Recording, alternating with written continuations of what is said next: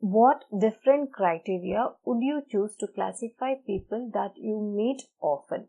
So students, here is a question which is saying, so what are the different criteria? Like what different criteria we use to classify the people whom we meet very oftenly? So to answer this, let us take a common example, that is our classroom.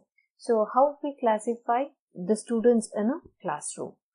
And this classification has got certain rules. So let us understand about it.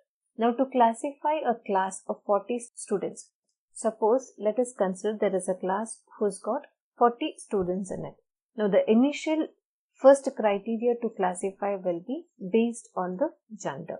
So first and the easiest thing to group the students in a class is based on the gender. So if you classify the students in a classroom based on the gender, we get two groups. That is one group with boys and one group with girls.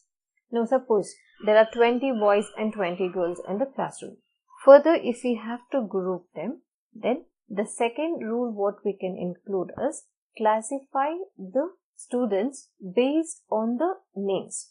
So according to the alphabets, that is according to the names, we can further divide. So students with the name starting from A can be grouped under one category, from B to another category. So like this, based on the names, we can group the students in the classroom. And still, there will be some chances that the students might have same names. So if they're having same names, the next level of grouping will be based on the surnames. So we can differentiate them based on the surnames. By adding the surnames to them, we can differentiate.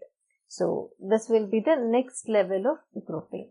And to certain extent, sometimes, rarely, the students will have both name and the surname as common. They might have a common name and the surname. In that case, they would be given roll number according to the register. So we can classify them according to the roll number as well.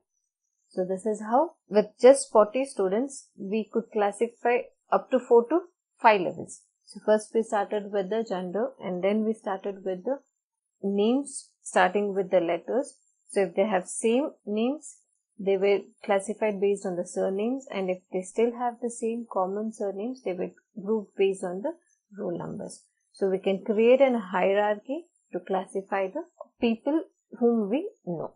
So this was one example to classify the people whom we meet very often.